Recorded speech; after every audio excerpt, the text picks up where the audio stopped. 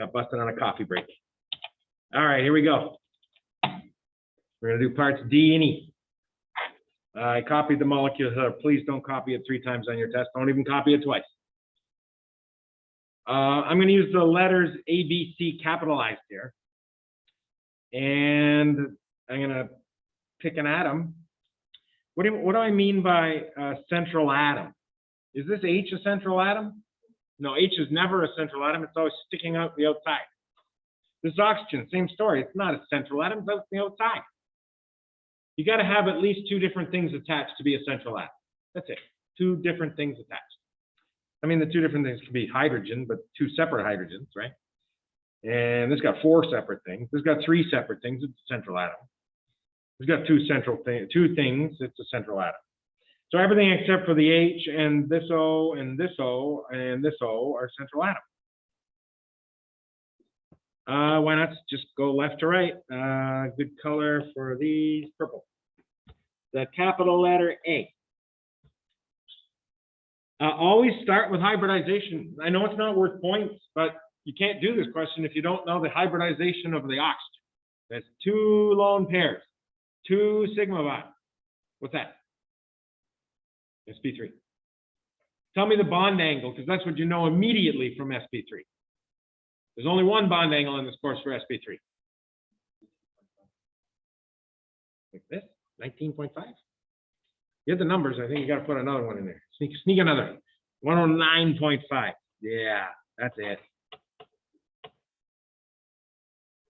That's the old tetrahedral angle. But you don't call the geometry tetrahedral for that one because the lone pairs, they push those sigma bonds away, don't they? And all you're looking at is the central atom and those 2 things bent off of it. Oh boy, that's the answer. Bent. I need both parts, please. It says give me the bond angle and the geometry. There. The word is the geometry.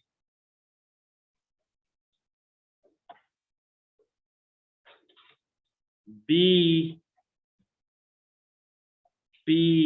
Every sp2 carbon is going to have the same answer.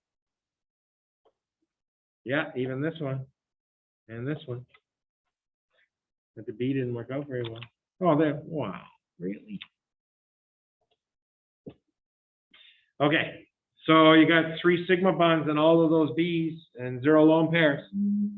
What you got? What's your hybridization? sp2. What's the only angle for sp2 in this class? 120. It's the middle one, ladies and gentlemen. We have only 3 angles to learn. We must learn them. Okay, now this is, I think every one of them has 3 things surrounded. No lone pairs. What do you call every time you got sp2 with 3 things attached and no lone pairs? Trigonal planar. I think we only have 5 geometries in this class, and this question has all of them.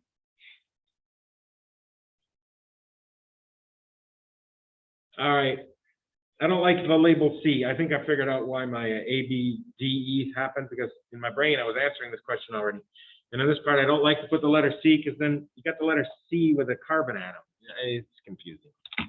You can use the label C. I don't care. These are my personal things.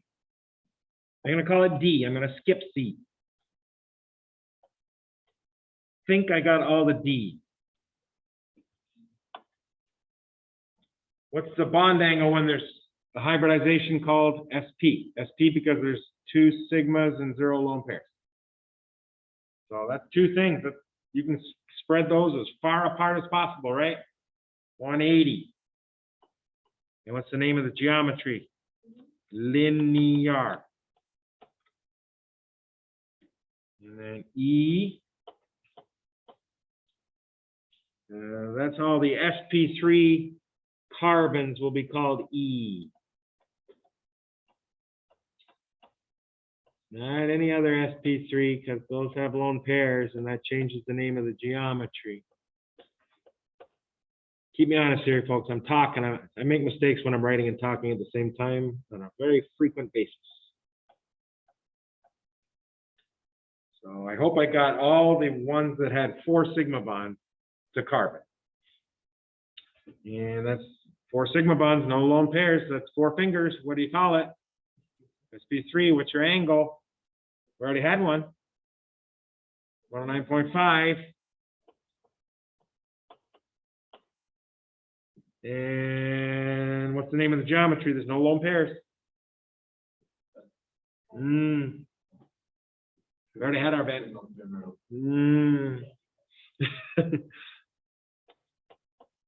You got my answer for F. Tetrahedral. It's called a tetrahedron because the atoms are looking like, no, I'm not a good artist. I'm trying my best to draw a tetrahedron.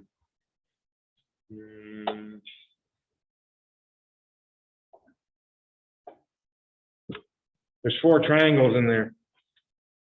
There's a base, there's the back side triangle, there's the front side, and there's the front side. There's four triangles.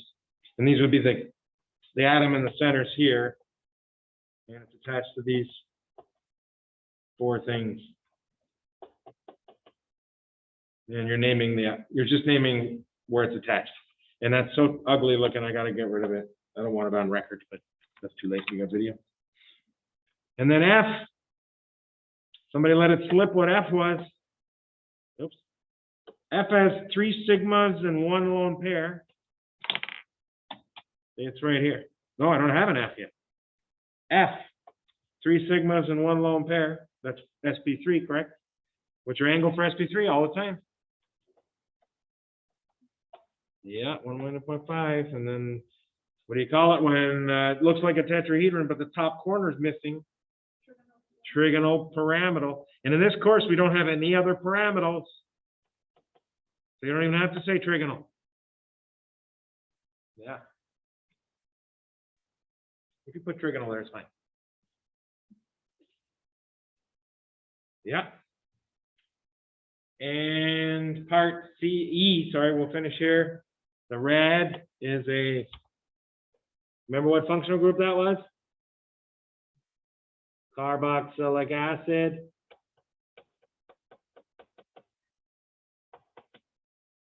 Now, when you have nitrogen, it's 2 choices. It's amine or amide.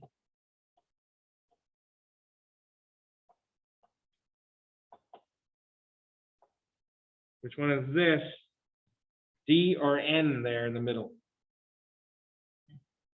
N if there's no carbonyl attached to the nitrogen. When there is a carbonyl, and that's this thing right here, a carbonyl, that's an amide. And look at the nitrogen to classify. You have to look at the nitrogen and count how many bonds to carbon the nitrogen has. And what number is that? 2, and you put a degree sign.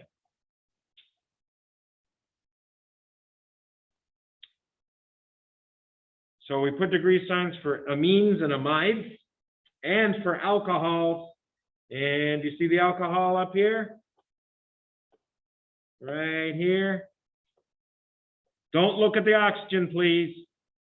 Look at the carbon attached to the oxygen and ask the same question that you asked about the nitrogen. How many bonds did nitrogen have attached to carbon? It was 2. Don't look at oxygen because it'll always have 1 bond to carbon in an alcohol, and that would make everything primary, and that's not the system. Wrong. You look at the carbon attached to the OH and classify the carbon. How many bonds to carbon does that carbon have? 1, 2. It's a secondary alcohol. And we talked about this functional group here, the CHO. And what did we call that?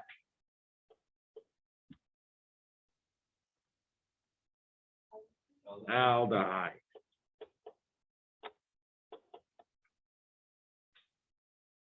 Four more points there. So it was over 20, a little bit.